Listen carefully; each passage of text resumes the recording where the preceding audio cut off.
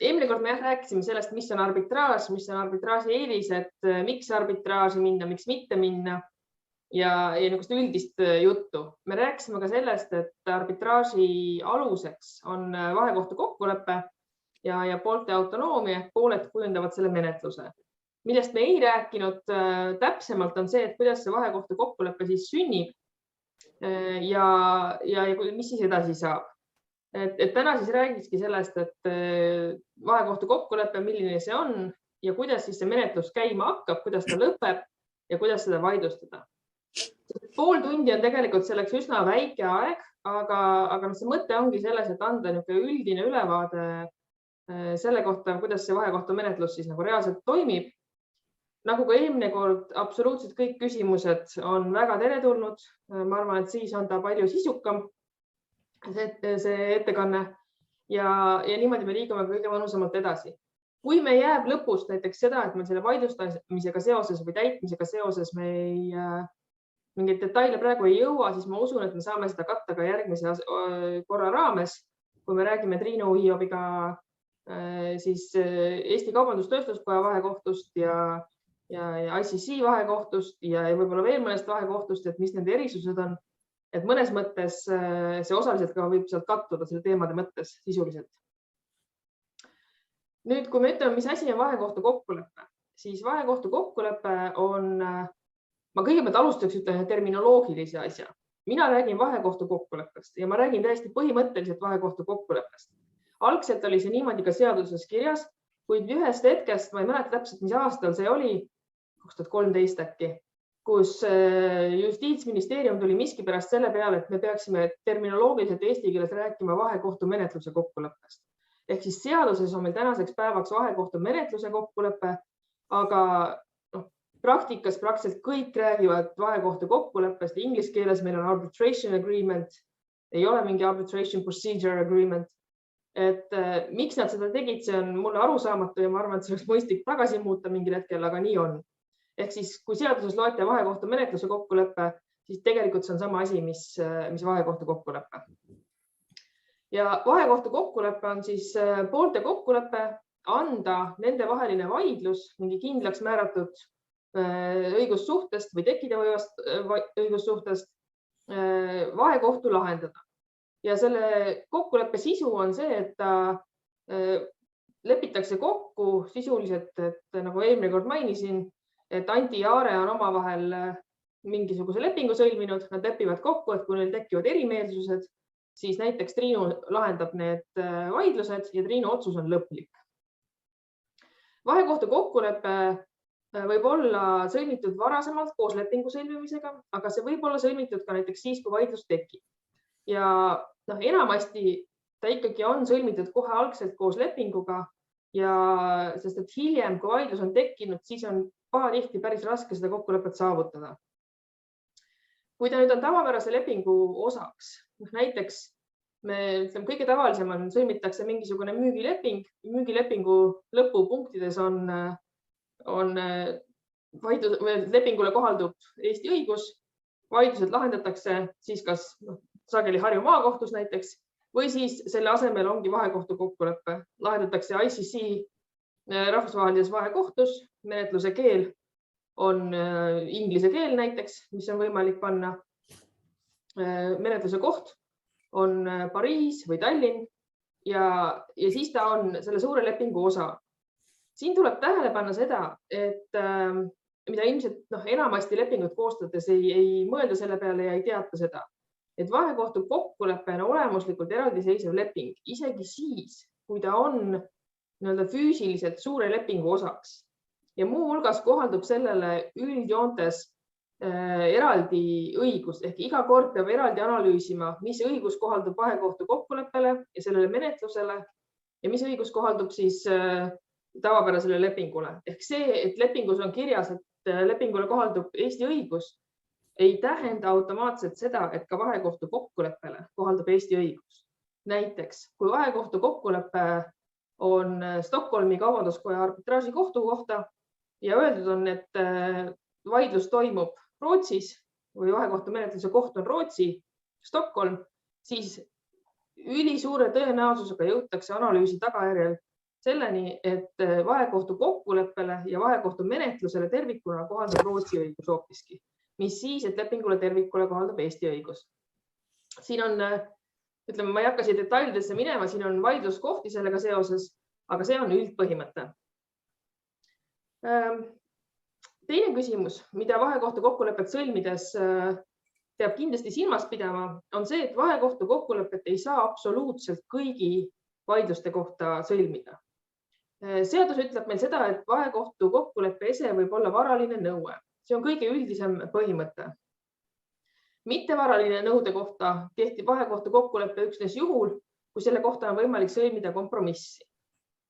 Samas on oluline, et seaduse kohaselt on vahekohtu kokkulepe tühine siis, kui selle esemeks on Eestis asuva eluruumi kehtivuse ja ülesütlemise või vabastamise vaidlus. Ehk siis eluruumi üürilepingutes on võimalik vahekohtu kokkulepet sõlmida selle kohta, kas sa üüri maksad või ei maksa. Aga selle kohta, kas leping on kehtiv, kas ta on õiguspäraselt üles öeldud või mitte, selle kohta on isegi sõlmitud vahekohtu kokkulepe tühine. Samuti ei ole võimalik vahekohtu kokkulepet sõlmida töölepingu lõpetamise kohta. Võimalik põhimõtteliselt on see, et töölepingus on punkt, et töötasu nõudmise või nõuded lahendatakse vahekohtus, aga kõik, mis puudutab töölepingu lõpetamist, selle kohta on vahekohtu kokkulepe tühine. Ja samuti on nüüd siis hiljem lisatud seadusse see, et ka tarbija krediidilepingust tulenev vaidlus ei saa olla vahekohtu kokkuleppe või vahekohtus lahendatav. Selle taust on ilmselt võib-olla teada ka, et siin mõned aastad tagasi, nüüd vist juba 10 aastat ausalt öeldes, oli see, et väga palju neid SMS-laenusid nendesse lepingutesse kuskile ridade vahele oli peidetud vahekohtu kokkulepe ja need saadeti siis mingitesse kahtlastesse vahekohtutesse. Ülikiirelt vorbiti see otsus ja selleks tolleaegse seaduse kohaselt ka otse täitmist, et siis sellest tekkis tegelikult päris paras probleem. Ja seetõttu nüüd täpsustati seaduses, et tarbija krediidilepingust tulenevaid vaidlusi ei ole võimalik vahekohtus lahendada. Avalik-õiguslikke vaidlusi, need on piiratud, mida on võimalik. Kõik võimalike kriminaali- ja perekonnaõiguse teemasid ei ole vahekohtus üldiselt võimalik lahendada. Vara jagamise kohta küll tõenäoliselt oleks. Seadus on sätestanud ka selgelt piirangud tarbijaga vahekohtumenetluse kokkuleppe sõlmimiseks. See on võimalik, aga see on piiratud. Ja vahekohtumenetluse kokkuleppe vormi osas on seaduses sätestatud, et see peab olema kirjalikult taasesitatavas vormis. See ei tähenda muidugi seda, et kui pooled ei ole sõlminud kirjalikult taasesitatavas vormis kokkulepet ja siis tekib nende vahel vaidlus, ja nad lähevad menetluslikult, üks pool tahab minna vahekohtu menetlusse, teine pool on sellega nõus ja ei vaidle vastu vaidluse lahendamisele vahekohtus, siis loetakse samuti, et nende vahel on siiski kokkulepe sõlmitud. Kui me nüüd lähme edasi, et poolte vahel on siis kokkulepe, nüüd tekib vaidlus, mis siis saab, kuidas seda asja tuleb hakata ajama? Hästi lihtsustatult öeldes esimene samm on see, et vaadata üle oma vahekohtu kokkuleppe, kus vaidlus tuleb lahendada ja sellele eelduslikult institutsioonile, kuigi on võimalik ka niisugused ühekordsed vahekohtud, aga enamasti institutsioonile tuleks siis esitada nende reeglite järgi avaldus. See avaldus enamasti on niisugune taotluse vormis, palun selles vahekohtus asi lahendada. Ma arvan, et me sellest räägime natukene järgmine kord, sest et kuidas see menetlus algab konkreetsete reeglite järgi, see puudutab rohkem konkreetseid institutsioone. Ühesõnaga, kõigepealt esitatakse avaldus, selle vahekohtu institutsioon siis vaatab üle, kas formaalsed nõuded on täidetud, küsib teiselt poolelt ka arvamust, kas vahekohtu kokkulepe on kehtiv, kas on võimalik vaidlust lahendada vahekohtus või selles konkreetses institutsioonis. Ja siis tavapäraselt määrab konkreetse, kas keegi tahtis küsida? Et määrab siis konkreetse vahekohtu tasu, mida siis hageja peab maksma pool, kostja teise poole. Kui kostja ei maksa, siis maksab hageja mõlemad. Seejärel palub tõenäoliselt institutsioon pooltel ka anda teada, kuidas nad soovivad vahekohut moodustada. Kõige tavapärasem on see, et kui on 3-liikmeline vahekohus, siis hageja määrab ühe, kostja määrab teise vahekohtuniku ja siis 3. vahekohtunik määratakse kas poolte poolt ühiselt või nende 2 vahekohtuniku poolt ühiselt. Teatud juhtudel võib olla kokku lepitud niimoodi, et pooled ise ei määra üldse vahekohtunikku, et vahekohtuniku määrab siis kas institutsioon või mingi muu nimetav isik. Vahekohtunike puhul on äärmiselt oluline, et nad peavad olema sõltumatud ja erapooletud. Üldjuhul tähendab see seda, et nendel, kui väga sageli määratakse vahekohtunikeks advokaate, siis nendel ei tohi olla kindlasti kumbki pool kliendiks olnud või praegu olnud, tähendab enamasti hästi lihtsustatult öeldes seda, et vaadatakse, kas viimase 3 aasta jooksul on olnud klient või ei ole olnud klient. Seal on kindlasti nüansid, mis võivad seda veel ühele või teisele poole kallutada seda järeldust. Kindlasti tähendab see seda, et see vahekohtunik ei tohi olla mõlema poole suhtes, ehk siis see üks või mitte ainult selle poole suhtes, kes teda nimetab, vaid ka teise poole suhtes ta peab olema nii, et neil ei ole mitte mingisuguseid seoseid. Eesti oludes on põhimõtteliselt võimatu muidugi tekitada see, et näiteks keegi ei teaks ega tunneks midagi. Ikka juristid ja inimesed on käinud koos koolis, neil on ühiseid sõpru, ühiseid tuttavaid, aga siin mingil määral oleneb ka sellest vahekohtuniku enda, ma ütleksin, kultuuri tasemest. Näiteks mõni aeg tagasi kutsus mind lõunale üks kolleeg, kellega ma muidu olen ikka lõunal käinud. Aga kuna ta parasjagu oli ühes vaidluses, kus mina olin poole esindajaks, tema vahekohtunikuks, oli tema vahekohtunik, siis ma ütlesin, et lahendame selle vaidluse ära, siis lähme. Ja analoogselt ongi, et tuleb hoida nii, et ei tekiks isegi neid riskantseid või näilikke olukordi, kus sõltumatus on ohus. Sest poolte jaoks peab see mitte ainult olema vahekohtunik sõltumatu, vaid ka näima sõltumatu. Et ei tekiks mingeid riske.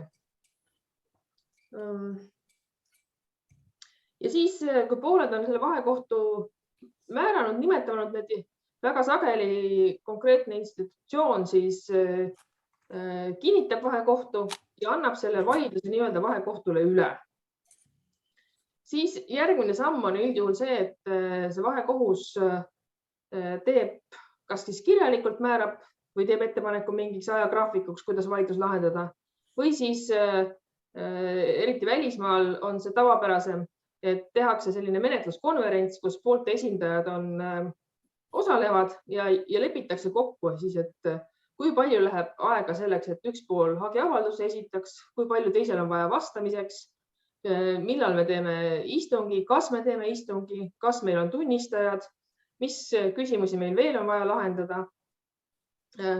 Ja see lepitakse kokku ja siis tavaliselt lõppastmes vahekohus teeb menetlusliku korralduse number 1, mis siis selle menetluse ABC reeglid paneb paika. Erinevate institutsioonide reeglites on väga erinev see, kui kaua see vaidluse lahendamiseks aega on. Tegelikult väga erinev on vale öelda, sest enamasti on see kas 6 kuud ja mõnedes reeglites on 9 kuud. Ehk siis eesmärk on, et selle poole aasta jooksul siis kogu menetlus läbi teha ja jõuda otsuseni, mis oleks lõppastmes täitedokumendiks. Siinkohal oleks ilmselt mõistlik rääkida ka sellest, mis on vahekohtumenetluse olulised aluspõhimõtted, millest mööda ei saa ja mis lõppastmes on A ja O ja nende rikkumine on selgelt ka siis alus vahekohtu otsust vaidlustada või mitte täita. Esimene väga oluline põhimõte on võrdne kohtlemine. See laias laastus tähendab seda, et vahekohus peab andma hagejale ja kostjale võrdsed õigused. Ütleme niimoodi, võrdse aja enam-vähem. Pooled ise võivad kokku leppida paar siia-sinna, aga põhimõtteliselt võrdse aja teatud dokumentide esitamiseks, võrdse võimaluse dokumente esitada. Kui ühele poolele väga selgelt lubatakse midagi, siis üldiselt on üks natukene kahtlane, kui teisele poolele seda sama asja ei lubata. Ja seetõttu see võrdne kohtlemine on A ja O, mis on siis vahekohtumenetluse alus. Teine oluline põhimõte on õigus olla ära kuulatud. Ja see läheb sinna põhiseaduslike ja põhiõiguste valda ja on aluseks sellele, et vahekohtumenetlus üldse saaks olla kohtumenetluse asendus. Selleks, et kui kohus mõistab õigust, siis seaduse kohaselt ja põhiseaduse kohaselt peab ta olema ära kuulatud. Ja täpselt samamoodi vahekohus peab andma mõlemale poolele võimaluse esitada oma seisukohti, tõendeid ja avaldada oma kokkuvõttes oma nägemust sellest, milline see vaidlus või miks need erimeelsused on. See õigus olla ära kuulatud ei ole absoluutne. See on kindlasti piiratud ka sellega, et pooltel peab olema võrdne võimalus. See on kindlasti piiratud ka sellega, et reeglite kohaselt tuleb teatud aja jooksul otsuseni jõuda. Kindlasti on seda mingis ulatuses võimalik piirata sellega, kas kui üks pool hakkab ära kasutama näiteks seda menetlust venitamisega või kuidagi niimoodi, siis mingi osa või mingil hetkel on võimalik siis jõuda selleni, et enam talle sõna ei anta, öeldakse, et sa said selle õiguse, see, mis sa täna teed või nüüd teed, on venitamine. Ma vaatan, vahepeal on tulnud üks küsimus, kui keeruline on vahekohtuniku vahetamise protsess, kui näiteks tundub, et vahekohtunik ei tööta võrdsuse alusel. Siin tuleb arvestada kahte eraldi aspekti. Üks osa on vahekohtuniku taandamine, ehk siis see, et öeldakse, et selle vahekohtunikuga ma enam ei tee. Ja teine on see, et kas menetluse raames on pooli võrdselt koheldud ja kas see otsus on siis õiguspärane või mitte. Vahekohtuniku taandamine on näiteks see, et kui kinnitatakse vahekohtunikuks mingi isik, kelle puhul on näiteks selgelt teada, et ta on ühe poolega seotud või on mingi alus kahtlustada, et ta ei ole sõltumatu, siis on poolel võimalik esitada avaldus vahekohtuniku taandamiseks ja kui siis vahekohtunik ise, vahekohus või suurema tõenäosusega institutsiooni nõukogu leiab, et see alus on põhjendatud, siis vahekohtunik taandatakse ja üldjuhul määratakse sama loogika järgi siis uus vahekohtunik. Aga see toimub ja ütleme, see taandamise õigus on ka ajaliselt piiratud, et selleks, et menetlus toimub nagu enne seda sisulise menetluse algust. Kui pool ei avalda taotlust enne või esita seda taotlust enne, siis ta üldjuhul kaotab selle õiguse sellele tugineda. Välja arvatud juhul, kui see taandamise alus saab talle teatavaks hiljem. Näiteks alguses ta ei tea seda, et vahekohtunik on näiteks ühe poolega suur sõber ja on talle osutanud mingisugust õigusabi ja nõustanud teda läbivalt. Aga kui ta saab seda poole menetluse pealt teada, siis on tal võimalus seda taandamise avaldust põhimõtteliselt esitada hiljem. Kui nüüd taandamise avaldust ei esitada, aga vahekohtunik viib menetlust läbi nii, et sa saad selgelt aru, et ta ühele poole annab sõna, teisele ei anna või on see alati ebavõrdses olustikus, siis see on pigem aluseks hiljem vahekohtu otsuse tühistamise avalduse esitamiseks või siis mittetäitmise ja mittetunnustamise avalduse esitamiseks. Sest et nende aluste kohaselt näidatakse ära, et vahekohtu menetlus ei ole vastanud seaduse põhimõtetele ja seetõttu ei saa ka see tulemus olla õige ja õiglane ja pooltele siduv.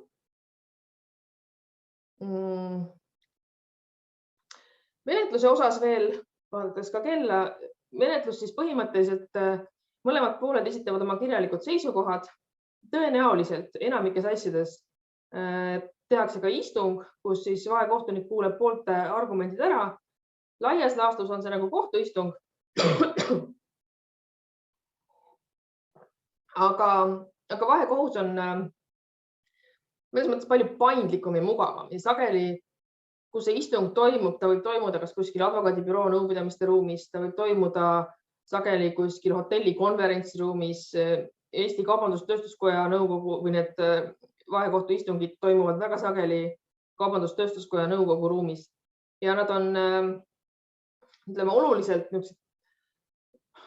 mitteformaalsemad võrreldes kohtuistungiga. Vahekohtunikud kindlasti ei kanna mingisuguseid laare ega midagi ja sageli räägitakse ka suhteliselt otse selgelt ja ilma igasuguste aupaklikkusteta, aga lihtsalt viisakalt ja selgelt oma seisukohti väljendades. Kui pooled on oma seisukohad esitanud, kui tunnistajad on üle kuulatud, siis väga sageli pärast seda esitatakse veel viimased lõplikud kirjalikud seisukohad, kus siis oma argumentatsioon kokku võetakse. Ja siis ühest hetkest vahekohus ütleb, et nii, nüüd on siis kõik oma seisukohad esitanud, vahekohus läheb arutama asja omavahel ja teeb otsuse sellel kuupäeval. Siis vahekohtunikud peavadki omavahel arutama, kaaluma, sageli jagavad ära, kes mis osa otsusest kirjutab. Paljudel juhtudel kirjutab nagu füüsiliselt kirjutab eesistuja otsuse valmis, aga ei pruugi. Võib olla ka nii, et mingi valdkond on ühele vahekohtunikule nagu selgem, mingi jagatakse ära, kes mida kirjutab. Ja kõik vahekohtunikud lõppastmes peavad otsusele alla kirjutama. Kui keegi jääb eriarvamusele, siis seda eriarvamus on ka võimalik esitada, aga vahekohtunikud peavad ikkagi kirjutama alla ka sellele põhiotsusele. Ja niimoodi me jõuamegi siis selleni, et kui pooltele edastatakse vahekohtu otsus, nad saavad selle kätte, siis tutvuvad sellega ja siis on neil aega otsustada, kas nad soovivad vahekohtu otsust vaidlustada või mitte. Vaidlustamine tähendab selles kontekstis, ütleme, kahte asja. Ennekõike on vaidlustamine vahekohtu menetluse koha riigis kohtu poole pöördumine, et taotlusega vahekohtu otsust tühistada. Need alused iseenesest, mis tühistamiseks on väga sarnased nende alustega, mis on vahekohtu otsuse täitmisele vastu vaidlemise alused. Aga need riigid ja kohtud on sageli erinevad. Näiteks rahvusvaheliste vaidluste puhul ütleme, et Eestis toimuva vahekohtu menetluse puhul on meil Soome ja Rootsi pooled ja vahekohus otsustab, et soomlane peab maksma rootslasele 100 000 eurot. Siis soomlasel on kaks võimalust. Soomlane kas siis pöördub Eesti kohtusse, palub vahekohtu otsuse tühistada, ütleb, et see on näiteks ebavõrdselt pooli on koheldud, rootslane sai sõna, sai oma tunnistajad tuua, minu tunnistajad ei toodud, ei kuulatud üle ja palun otsust tühistada. Kui kohus sellega nõustub, et need tühistamise alused või eeldused on täidetud, siis vahekohtu otsus Eestis ka tühistatakse ja sellisel juhul ei ole võimalik seda kuskil mujal riigis täitma minna. Põhimõtteliselt on soomlasel võimalik ka see, et ta ei hakka Eesti kohtuga üldse jamama ja kui ta selleks, et ta siis peaks nagu rootslase käest oma raha kätte saama, peaks ta minema Rootsi, paluma, et Rootsi riik tunnustaks Eesti vahekohtu otsust. Selle õiguslikuks aluseks on selline asi nagu New Yorgi konventsioon, millest me eelmine kord vist väga põgusalt rääkisime. Ehk siis see on rahvusvaheline konventsioon, millel on circa 150 osalisriiki ja mis annab aluse selleks, et tunnustatakse teiste riikide vahekohtu otsuseid. Ja see on vahekohtu menetluse rahvusvahelisel tasandil tugisammas ja selle reeglitest lähtuvalt siis toimub ka välisriigi otsuste tunnustamine ja täitmine. Ehk siis soomlane võib võtta kätte, minna Rootsi kohtusse ja ütleme, Rootsi puhul saab otse täituri juurde iseenesest minna, aga ütleme, Rootsi poolelt siis palun tunnustada seda vahekohtu otsust ja palun tunnistada see täidetavaks ja siis võib see, ma ütlen praegu valepidi, ma ütlesin, et soomlane läheb Rootsi kohtusse, aga kui soomlane peab maksma, siis tuleb rootslane Soome ja palub Soomes täita. Ja siis on võimalik sellel Soomel öelda vastu, et täitmise eeldused ei ole nagu need eeltingimused pole täidetud ja seetõttu Soome kohus ei peaks seda Eesti vahekohtu otsust tunnustama, ei peaks seda täidetavaks tunnistama ja niimoodi rootslane ei peaks seda raha kätte saama. Ehk siis sisuliselt on 2 varianti. Kas vahekohtumenetluse koha riigis vaidlustada tühistamise kaudu või täitmismenetluse raames. Mõlemal juhul tuleb silmas pidada seda, et sisulises osas vahekohtu otsust vaidlustada ei saa. Vaidlustada saab ainult nii-öelda menetluslikes küsimustes, kui vahekohtu läbiviimise menetlust on oluliselt rikutud. Kui vahekohus näiteks kohaldab mingisugust õigusnormi täiesti valesti, siis see ikkagi ei ole tühistamise aluseks. Mõnes mõttes on see risk vahekohtu menetlusse valimisel, ehk kui läheb valesti, siis läheb valesti ja nii on. Tavakohtusse saaksid ka sisuliselt vaidlustada ringkonnakohtus, aga teistpidi need eelised, millest me eelmine kord rääkisime, nii mõnelgi korral kaaluvad selle üles. Tühistamise osas need alused ongi hästi, nii tühistamise kui täitmise osas, alused on hästi piiratud, need puudutavad seda, kui vahekohtu kokkulepet pole olemas, kui pooli ei ole nii-öelda võrdselt koheldud, kui vahekohtunik ei ole olnud erapooletu ja see on kuidagi hiljem teada saadud või siis on valesti lahendatud see või kui kogu see menetlus on olnud menetlusreeglitega vastuolus ja see on oluliselt mõjutanud seda otsust. Lisaks on veel ka alused, et teatud ja väga piiratud juhtudel on võimalik vahekohtu otsust tühistada, kui see on vastuolus näiteks Eesti avaliku korraga või heade kommetega. Aga ma võin kohe selgelt ja julgelt öelda, et Eesti kohtupraktika on äärmiselt kitsalt kõiki neid aluseid tõlgendanud ja vahekohtu otsuseid on tühistatud, eriti mis puudutab seda SMS-laenude teemat, aga näiteks suuremate institutsioonide vahekohtu otsuseid pahatihti ikkagi, mitte pahatihti, tegelikult lihtsalt on olnud juhtumeid, kus võib-olla võiks mõelda sellele, et oleks vaja tühistada, aga enamikel juhtudel nad on ikkagi kehtima jäänud.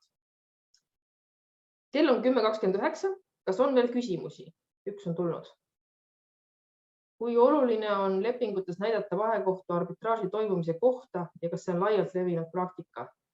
See on äärmiselt oluline. Ja iseenesest see on ka suhteliselt laialt levinud praktika, sest vahekohtu kokkulepped on paljud institutsioonid kasutavad näidisklausleid ja väga soovitav on nendest näidisklauslitest lähtuda. Ja nende näidisklauslite sisu põhimõtteliselt ongi enamasti selline, et vahekohtu menetluse pooled lahendavad oma vaidlused lõplikult, see sõna on oluline, vahekohtus. Vahekohtu menetluse keel on inglise keel, vahekohtu menetluse koht on Tallinn. Vaidluse lahendavad 1 või 3 vahekohtunikku. Et selles mõttes see koht on oluline ja see koht on oluline ennekõike seetõttu, et koht reguleerib väga palju menetluslikke küsimusi. Stiilis, kas meil vaidlusele kohaldub Eesti menetluslik õigus, Eesti protseduurireeglid või Rootsi protseduurireeglid. Seal võivad olla erisused sees ja laialt levinud praktika mõttes nende mudelklauslite kasutamine on üha populaarsem ja seda väga tugevalt soovitatakse. Rahvusvahelisel tasandil, ma arvan, teatakse väga palju seda, et see koht tuleb ka panna.